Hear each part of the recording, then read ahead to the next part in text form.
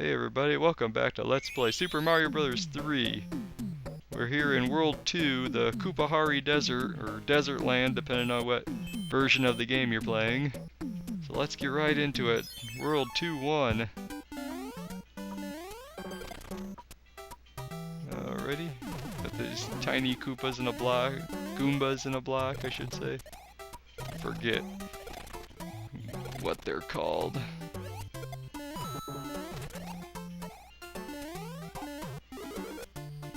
Alright.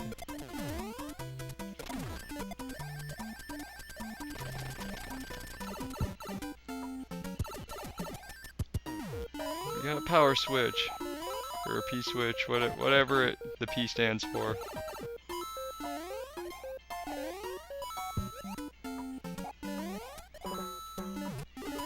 Got another 1-up.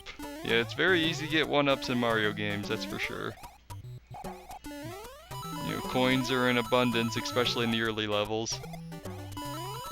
And somehow you're able to knock out those fire snakes with your raccoon tail without burning yourself. Alright, we got a star card. But because of that mushroom there, we only get one 1-up for this. Alright, I'm gonna do the match game one more time. I'm probably gonna start skipping these after a while just because I probably won't be needing them. But I'd like to at least win once if possible. Let's see, try there. I probably screwed that up, yeah. Dough. Oh well. I don't even know what to call that. Dough, I missed. Alright, this is another one of those levels where you can supposedly get a... Well, not supposedly, you can get the white toad house to appear. But I probably screwed it up. You get a certain number of coins, or you finish the level with the right number of coins, and it'll make it appear. It's not something I'm particularly concerned about, but it's there. Yeah, we got the card game instead, which I'll take that. Yeah, we already know the rules, and I already screwed that one up. Alright. Starman. Let's set it up. There we go. Mushroom was up here in the corner. There we go. 1-up.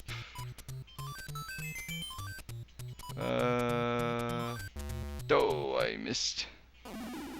Thought for sure I was gonna sweep that one.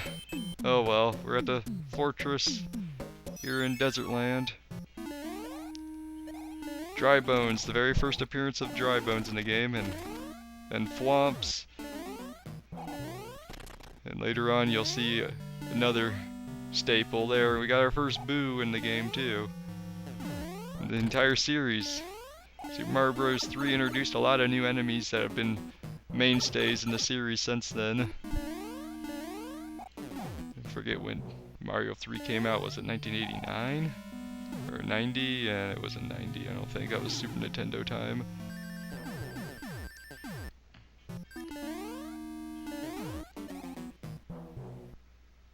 But yeah, you probably won't make that jump there, but whoops. And there's the door.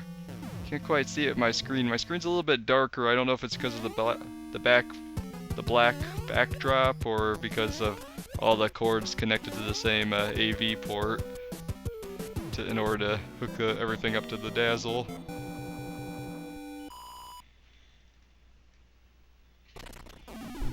So far, everything seems to be recording smoothly. I'm gonna take out the brother right over here first. Mr. Turtle Man, he's a boomerang brother. And we got the music box, which I really don't ever use. It basically puts the Hammer Brothers on the map to sleep so you can pass by them without fighting. I'll just take the pipe here just to showcase it. It's supposedly a shortcut, but unless there's like some kind of obstacle that keeps you from going anywhere, just moving on the map is probably faster. Alright, we got a fire flower. Cool beans. Yeah, just... Yeah, not quite sure which one would be faster. It's... Yeah, the difference is negligible at best. Alright. Raccoon Mario!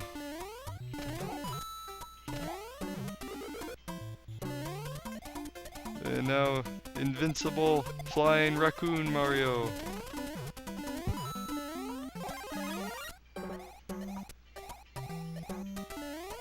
Okay, there's a hidden one-up in that first block pyramid. Hey, you weren't supposed to hit me.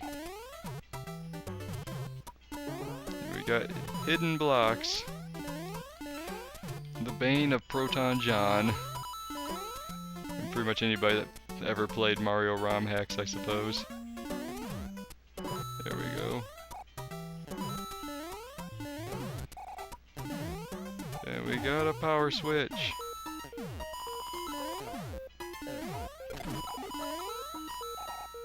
Oh geez, I'm actually lagging a little. Oh, uh-oh. Don't kill me, I don't want to die like this. No! I didn't want to die like that.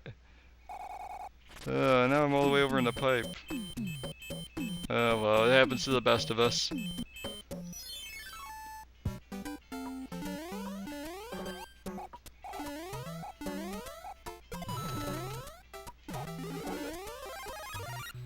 But yeah, this is a classic game. I love this game. It's, like I said in the previous video, it's one of my all-time favorites in the series. It's definitely the best of the NES games. Super Mario World is pretty good, and I really like the Mario Galaxy games. Those are awesome. Oops. There we go. And you know what? I don't really need to do that again. So let's do this one right this time. There we go. That's how it was supposed to be done. Just let the turtle shell do its thing.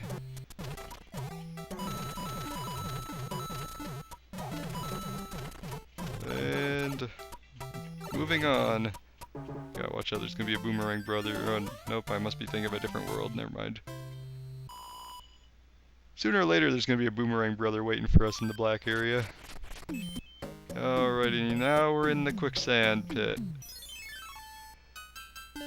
This stage was the bane of my existence as a little kid during my early playthroughs of the game. That angry sun. Ah! It's been years since this tornado's ever been able to stop me. What the heck? I am so disappointed in myself there. There we go, I fought my way through it. Usually I sent myself flying. But yeah, you can use a turtle shell and knock out the sun if you're lucky, but otherwise it's basically just dodging him as he comes after you. You know, he was a lot tougher when I was a kid, when I first started figuring the game out. Now he's not quite so bad, but you know, you still have that association with your childhood memories. You have a certain past with these certain enemies, and even though they're not that hard anymore, they still kind of give you this feeling of dread, like, oh no, I gotta fight this thing again. Alrighty. So we're after another boomerang brother. This time we're gonna get the hammer. Use the hammer, you can destroy roadblocks, like that boulder in that upper right hand corner of the screen there. You know, there's another Toad house back there and another Hammer Brother enemy. Now, let's see, I'll just take this one. I'm not too picky. Pretty sure it's all random. Alright, eeny, meeny, miny, mo, I'll go 4. 4 comes after 3, right? It's good to have raccoon power when you first get here, so you can just fly right up here. And you got Cheep Cheeps. Yeah, be careful, that block will send you dropping. It's cool how the water like literally stops moving after the when you have the power switch going, or the P switch. I don't know why I'm calling it the power switch now. I've never called it that before. Yeah, I missed a couple. Oh well.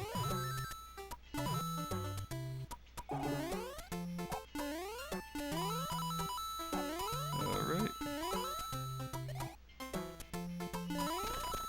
Oops. And another power switch there. Sorry, I was kind of focusing for a second.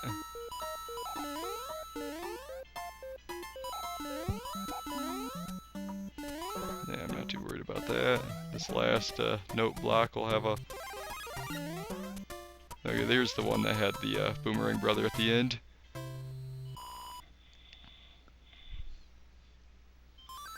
Oop, and there's the card game. Let's finish this one off. Alright. There we go. Alright, now we're going for World 5. 2-5. Chain Chomps!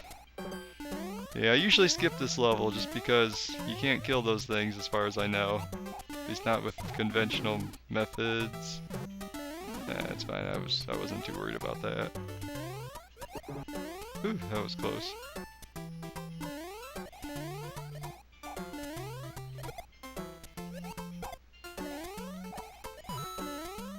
Alright. Yep, and we got a hidden vine. Take us up somewhere high.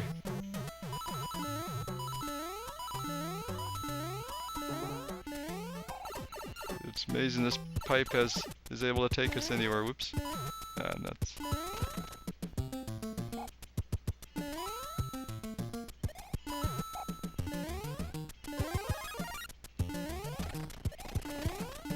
Yeah, well. Not too worried about coins anyway.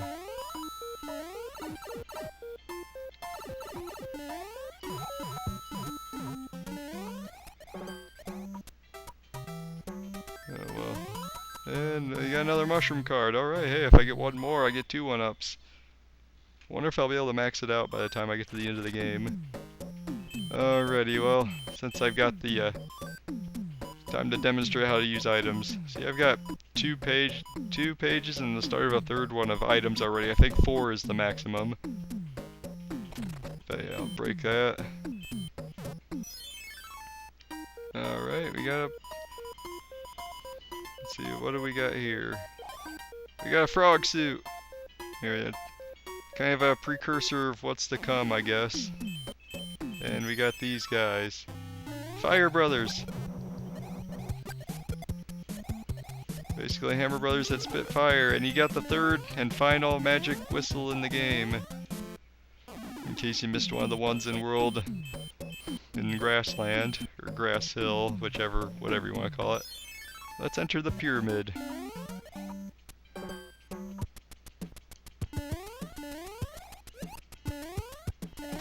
Alright. Got Buzzy Beetles. I got lucky that didn't hit me. Yeah, it's definitely a good idea to have raccoon power for this level. If you don't have it before you enter, you should at least be big to try to get a leaf from that first block from earlier. Yeah, I did that wrong. Oh well.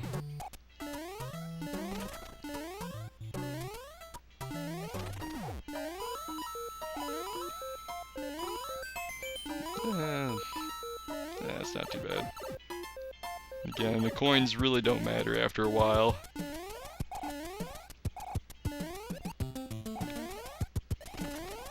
Mario games are generally pretty generous about their 1-ups. Alright, let's see. Ah, nuts. I was hoping I could showcase the nice firework animation for the mushrooms, but oh well. Hopefully sometime during this LP that happens. Alright, here's our final destination for the Kupahari Desert. Oh, this king got turned into a spider. Yeah, the toad basically says the exact same thing each time. But he's a giant spider, that's gross. Alright. I want to say this one is Morton Koopa Jr. Yeah, I think that's the one who runs this nice green airship. Really stands out in the desert, that's for sure.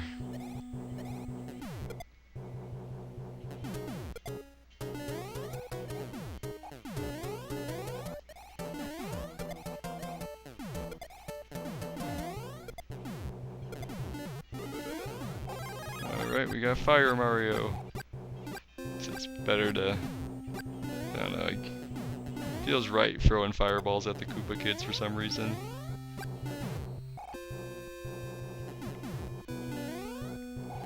Alrighty.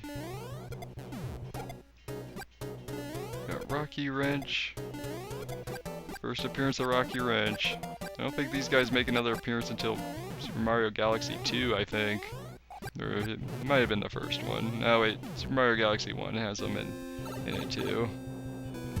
Yeah, this one's Morton Koopa Jr.